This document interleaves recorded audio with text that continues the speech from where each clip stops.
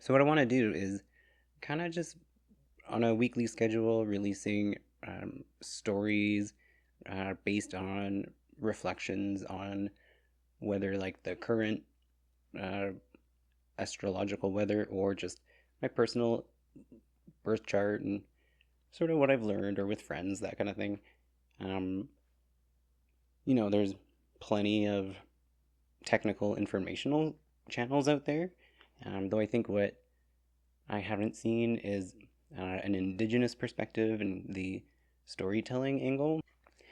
Yeah, so I am Cree Métis. Cree Métis is one of the Canadian indigenous nations. Um, I'm always cautious to say that like it's its own uh, culture, so I can't speak on behalf of anybody else, nor would I ever. So in my 20s, I'm starting to explore this Métis side of myself. I get connected with an elder, and then I start assisting him run these meditation intensives. And intensive they were. I would be about like 5, 6 hours of sitting, kind of course, nothing going on. But at the end of it, the elder would always tell a story, and then there would be music. But he was such a gifted storyteller, and I'm not. I guess I'm cautious. Like in the beginning, this will be kind of copy and pasty, but the goal, the vision, are these coherent, clear monologues that always have a nice little bow at the end. Um, it was always so uncanny because like you're in a room with 20 people, and then he tells a story, and you're like, well, how sweet that he's telling that story just for me. And then others having the exact same experience every single time he tells a story. It was a really cool talent. Right. And so at the time, I was a registered massage therapist and would get so frustrated when clients wouldn't take my good advice.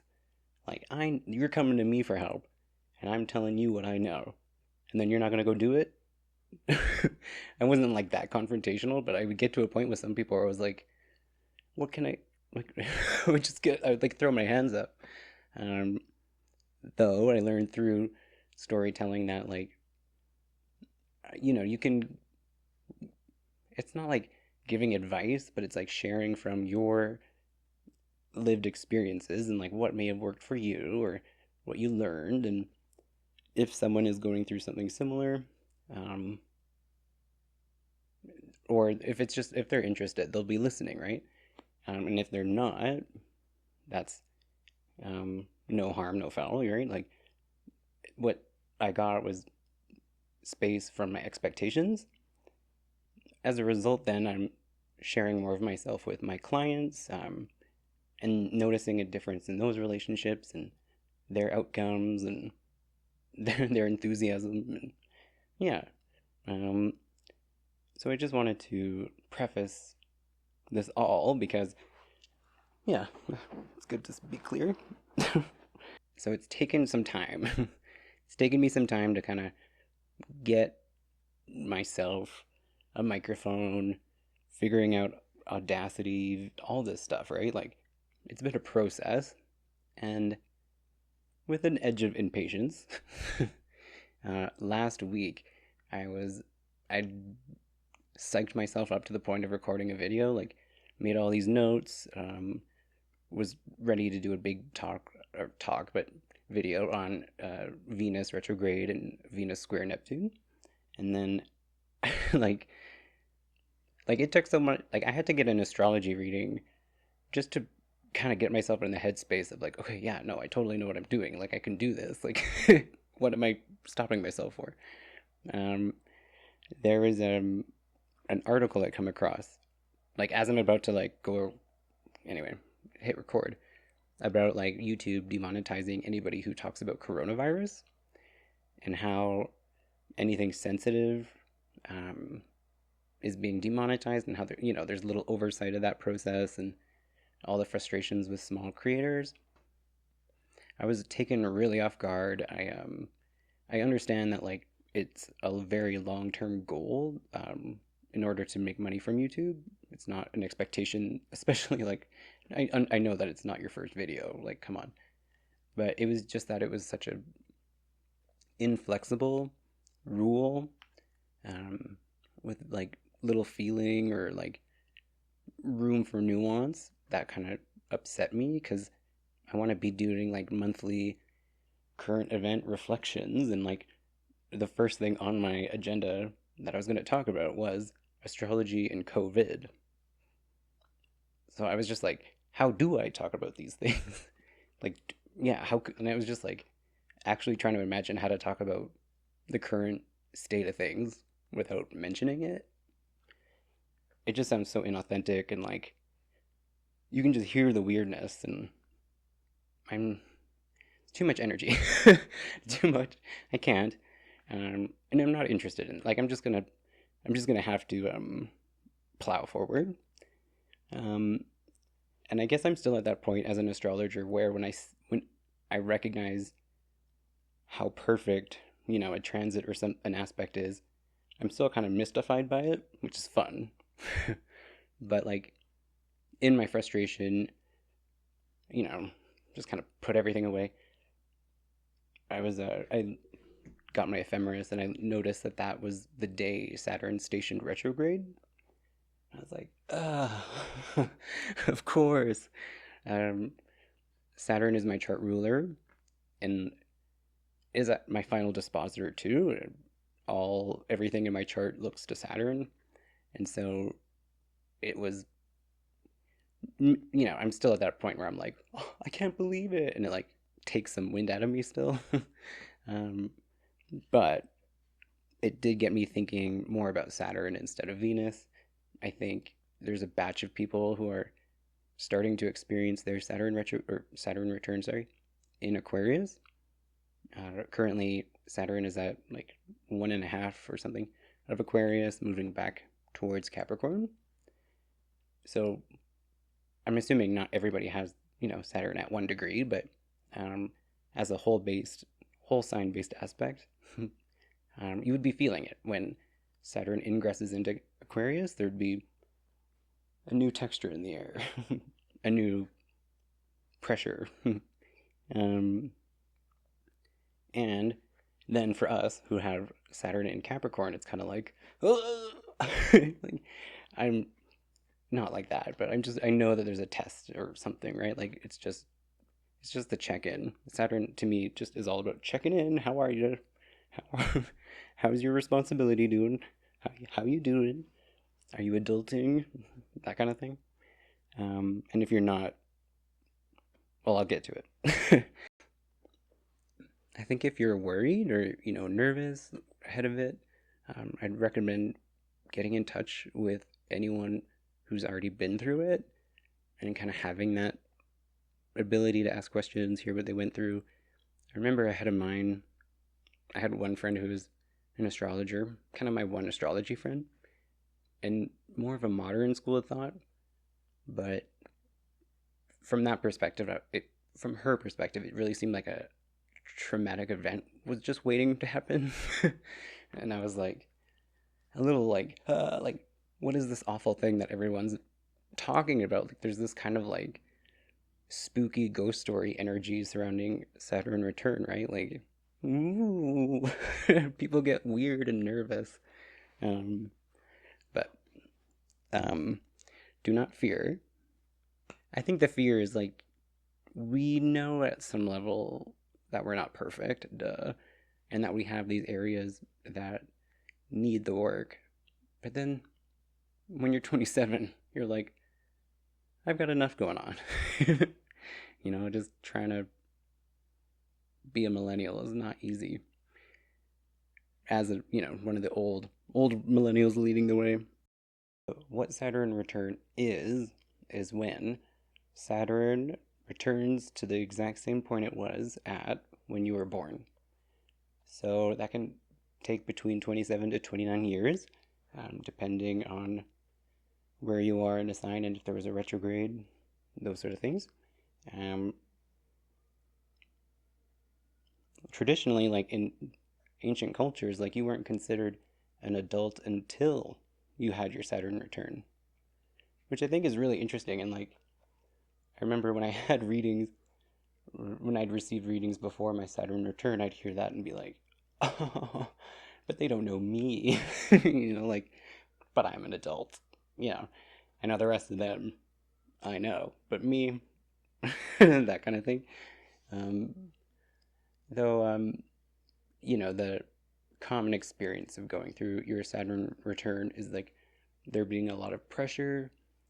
You may feel or notice limits or constrictions, maybe limits that were always there but you just didn't see before, or brand new ones. Um, it's definitely a time for kind of reaping what you sow, and it there being an instant karma kind of quality to things, like very much an immediate karma kind of thing. Uh, yeah, I'm just kind of like, oh, because like I think I said like I'm at that point as an astrologer where I'm still kind of mystified by it instead of just like about it, and like I think being like Saturn ruled, um, Saturn is my chart ruler. It's my final dispositor. Everything looks to Saturn. So when I try to like be sneaky or like know the rules and do something other than that, like the cleanup and the headache is so much worse. Like an example being, instead of paying for a transit ticket, which is $350, which I think is expensive, but I'm normally really good at paying it. I'm a goody two shoes, and I don't drive and I walk everywhere generally, but the odd time. And then the one time I don't pay, I walk right into a police officer, and they're like checking tickets, and I don't have one, and he's asking why. And like I did take responsibility, like I owned up to it. I didn't try to get out of it or lie. I was just like, yeah, I'm broke and I'm a piece of shit, essentially. And like, um, I think he kind of appreciated the honesty because he tried to offer some help. So traditionally, Saturn signifies limits, structure, order, responsibility, um, and karma and consequences. Kind of the same thing. Um, what's interesting about Saturn is traditionally it rules two signs. The only planet to rule two consecutive signs, and kind of was able to make sense of how it's different, like how that shows up differently between Capricorn and Aquarius. Like if Saturn rules limits, I think about me and a coworker who's a good girlfriend of mine.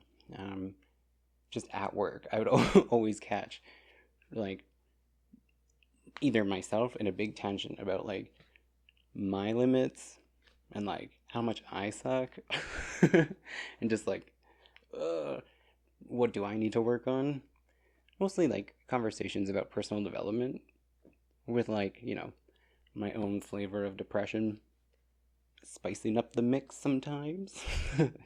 But with an Aquarian, I would always catch her in these little rants where she's like, we should be able to, and we oughta, and why can't we? And it's like what I love about Aquarius is the ideal nature and like um, idea centered. But with Saturn, it's like my limits and then our limits. So by the end of your Saturn return, I think you'll be able to answer the question, who am I? Who am I not? What do I want? What do I not want? What's acceptable? What's unacceptable? Your ability to say no will be beefed up if you haven't been using it. And trust me, it feels good when you start using it. um, the ability to create boundaries was a huge new thing for me in my Saturn return. And now it's like such an obvious thing. And like for some people, it's always been that way. But yeah, kind of, I learned the hard way. I had like, one big takeaway, and I love telling people just because like I don't want people to have to learn this the hard way because it's the worst. But like, I just had I had some bad roommates, and like, I learned to not try to understand crazy because then it makes you crazy. And like, obviously, but I would just like, I'm that person who'd be like, but I need you to understand. Like, I need to, like, we're not on the same page yet. Like, and some people are not interested and would take advantage, and yeah. So I hope you don't learn the hard way. Obviously. Okay, so just a couple recommendations for anyone going through a Saturn return. Basically, it would just be like, play by the rules. It's not a time to try to get away with anything. The instant karma is, it's uncanny. Like, it was, especially for the Aquarians being Saturn ruled. I would just be careful of what you think you can get away with. Um, I don't like the word, but I did write down that you should try to do one piece of adulting every day. I think, like, through your Saturn return, you'll recognize where, through that pressure test, you're going to discover some weaknesses. And what I would recommend is, I think what Saturn wants is for you to notice where those areas are and to install structure to support you, right? So whatever it is, right? Like, if it's, saving money, going to the gym, it's like a, what are you doing every day sort of a thing that accumulates towards your goal instead of just wishing for goal fulfillment, right? So kind of to jump back to that Venus video, I didn't even mention that I like got myself together and I recorded this video 4 times. 3. This is the 4th time. But just having all these funny little like technical snafus and like getting like so stopped, and then like the frustration. But as I was kind of thinking about it, like every time I've come back to it, it's got better, like improved in quality. The aesthetic I know is better. Using a different editor, like it was awful. I like got so far as to like export the project onto a disk, like my little USB thing, and I deleted the backup because I thought, oh, it's fine. And like I was using iMovie, not knowing what a piece of trash apparently it is. And so I had this like 25-minute video, and like 3/4 of it was frozen. It's just my face like talking over it, like, ugh, it was awful. So there'll be setbacks. Well, maybe not, but if there are, just take it as an observer and just kind of be like, wow, check me out. Look at how I react to this, hey? Whew. Hopefully you can have a sense of humor. I think that helps. So one thing I think is really interesting, thinking about your late 20s, is how we used to think that brain development stopped in your early 20s. Now it's widely kind of thought of as, yeah, in your late 20s for sure. And I'm sure we'll keep pushing that back to some degree, because I think in your late 20s, your prefrontal cortex is kind of the last big thing to need work or development. And then with neuroplasticity, there's some degree of changeability at all times to the brain, and we're just starting to understand how that blob works. So crazy. But the prefrontal cortex development, like at that time, that's when we really refine our attention, memory skills, decision making, and language, like communication skills, just those like higher thoughts or higher level processing. And I was kind of thinking as I was reading into it, like how we would think of as like developing that area. We think of like adding to it, like working out, you're building muscle mass. Though when I was looking into how the prefrontal cortex develops, like it's actually more based on like the ability to inhibit certain inappropriate actions, thoughts, feelings, behaviors. And like, oh yeah, of course, like, still feel like a kid at times because I just want to like throw my hands up and have a big fit and like do bad things and just like get my, just like have a little tantrum. But we can't, and we don't see a lot of that. Um, because I think it's an important developmental step is like how to stop those impulses. Like how crazy would things be if adults were operating with like teenage um like instincts, like impulse control. Crazy things would be crazy, like we wouldn't have made it. So I think that's really interesting, like inhibiting, limiting Saturn at that same age. It's just a coincidence, but it's a neat correlation if anything. I want to thank you for watching. I'm grateful that you stuck around to the end. Hope it made sense.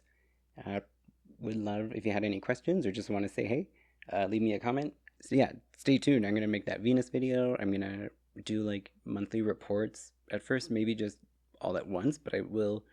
The goal is to get to um, horoscopes for the month based on your rising sign, which I think will be super interesting and like accurate and super interesting again.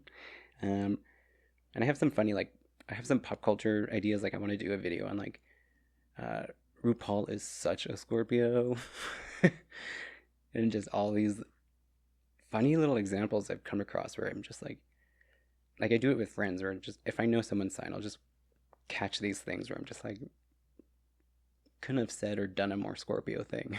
uh, and RuPaul is just a dripping in control kind of themes.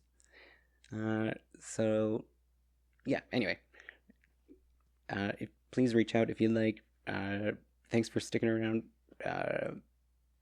Yeah. Uh, Anything else you're curious about? Anything? Just leave a message in the comments, and I'll get back to you. And yeah, have a great weekend. Bye.